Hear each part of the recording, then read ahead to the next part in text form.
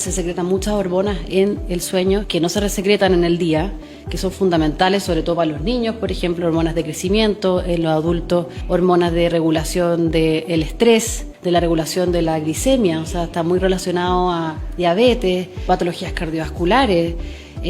memoria, que es una de las funciones principales del sueño. Antes de saber qué pasa cuando dormimos, es lo importante que es dormir. O sea, tienes que dormir bien, tienes que dormir las horas que corresponde, no solo porque